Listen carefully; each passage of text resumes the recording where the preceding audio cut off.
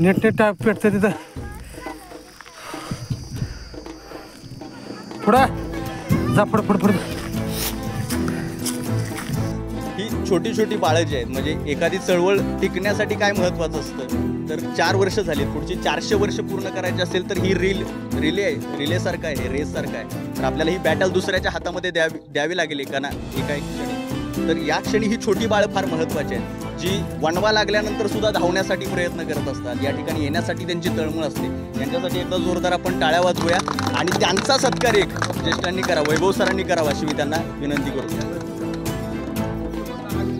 या